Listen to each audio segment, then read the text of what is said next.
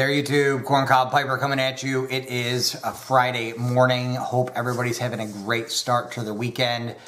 I'm probably not going to be doing a video tomorrow, being it's Veterans Day. I just want to say to all of our vets out there, everything you've done for our country is definitely appreciated, and you guys deserve a lot more credit than I think you deserve sometimes. So just a big thank you from the bottom of my heart to all our veterans out there in the YTPC, as well as the rest of the country.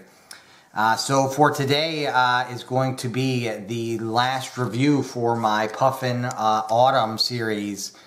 I'm going to be making a transition on Sunday to my holiday or Christmas blends. So definitely stay tuned on Sunday for that. I'll also be doing a couple of Yabos, a couple early Christmas presents that I bought myself. I think you might be interested in seeing that as well.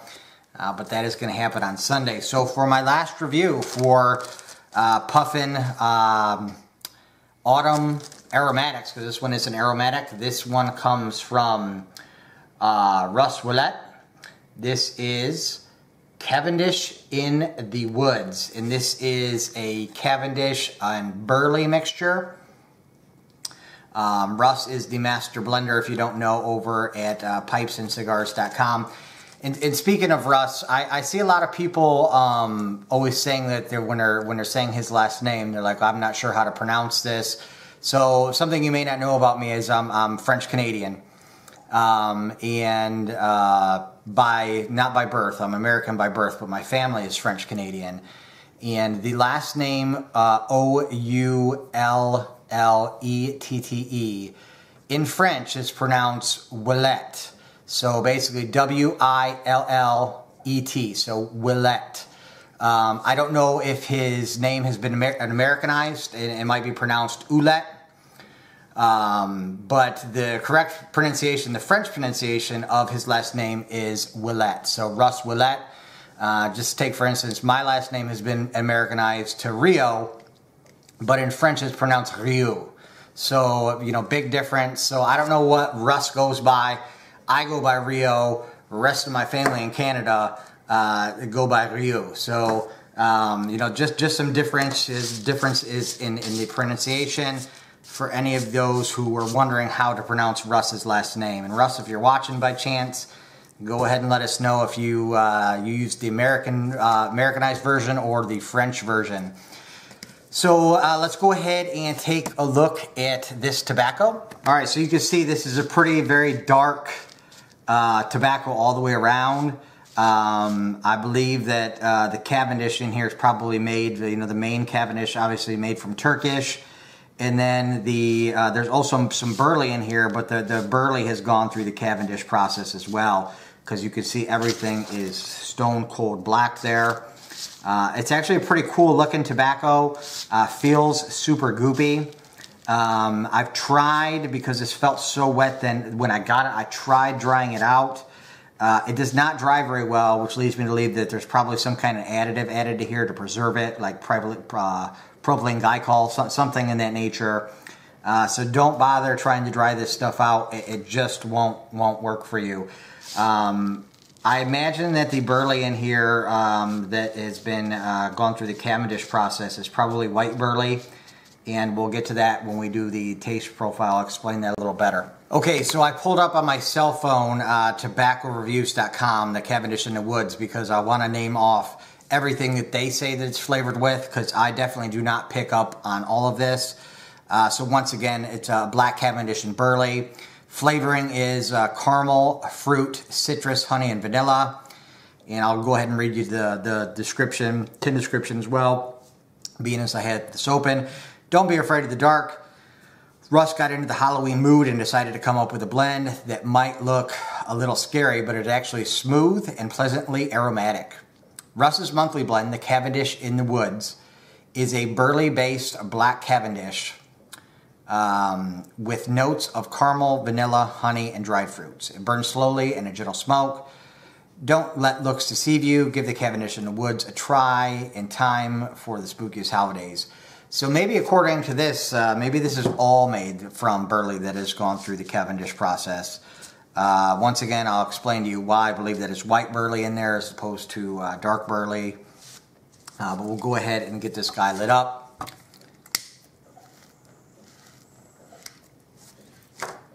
Let's see if I have a tamper. This blend does require very few relights. It is super goopy, and I thought for sure I was going to get tongue bite from this blend. But I've smoked it several times now and have yet to get any even kind of a hint of tongue bite. So that's a nice touch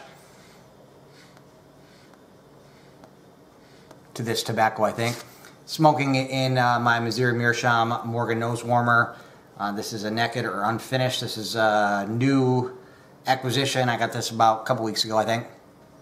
Went ahead and added a white bit to it that I got picked up from Aristocob.com. If you want one of these white bits, he does sell them on his website. They're like $1, I think. They're very, very cheap.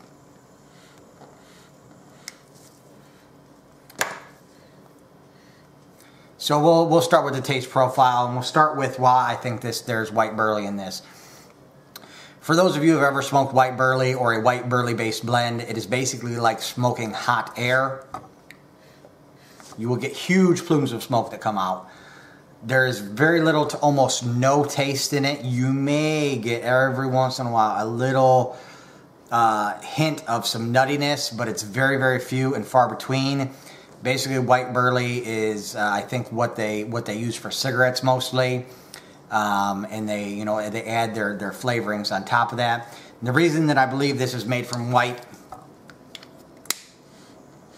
burley is because even in the most heavily cased of aromatic tobaccos, if there's burley in there as well that's not gone through the Cavendish process, or I guess maybe the has, I can still always pick up on that nuttiness of the burley, and I get none of that out of this blend. I get no tobacco taste whatsoever. The only thing that I pick up out of this blend is the aromatic topping. What I get out of here is caramel first and foremost, followed by vanilla, followed by honey. And those are the only three tastes that I get out of this tobacco. And the taste is consistent from the first light all the way to the bottom of the bowl. You're not going to be able to smoke this all the way down. At least I have not been able to. I always end up with probably the last quarter of the bowl is just full of dottle and pretty much unsmokable at that point. This blend reminds me a lot of Lane BCA in the way that it smokes and some of the flavor profiles. But Lane BCA is the same way. It's a vanilla cased Cavendish. Very goopy like this.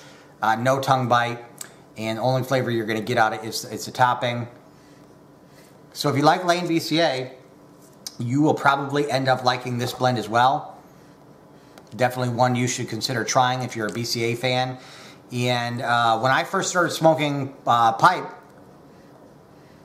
for a long while, maybe 6 months or so into my pipe smoking journey, BCA was my daily go-to pipe tobacco. Now, I'm not a huge fan of it anymore, but I still am able to smoke it, and I still would from time to time, but I use BCA. I always keep some on hand. When I find a blend that I don't really like, for one reason or another, I guess mostly because I find it harsh, I'll sprinkle in a little BCA, and it mellows the tobacco out, and usually makes it enjoyable. So, nothing spectacular about this blend. Nothing to write home about. While I find it very easy to smoke, very mellow. From what I read, there's not a lot of nicotine in here. Room note is awesome.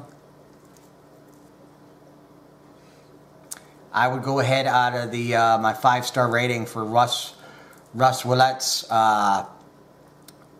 Cavendish in the Woods. I'm going to go ahead and give this a 2 out of 5 stars. Something that while I smoke it, I enjoy smoking it. Will I probably ever buy it again or revisit it? No. Will I finish the ounce so that I have? Well, probably at this point I got maybe half an ounce left. Yeah. I'll finish through it. If I don't smoke this on its own, I'll probably use it in the same way that I use the BCA and maybe sprinkle it into some other blends to try to calm them down a little bit. But not a bad little tobacco. If you're into aromatics and heavily topped, encased aromatics, this one would probably be right up your alley. That's not really my thing. While I do enjoy aromatics and I do enjoy them quite a bit, I like to be able to taste the tobacco along with the topping.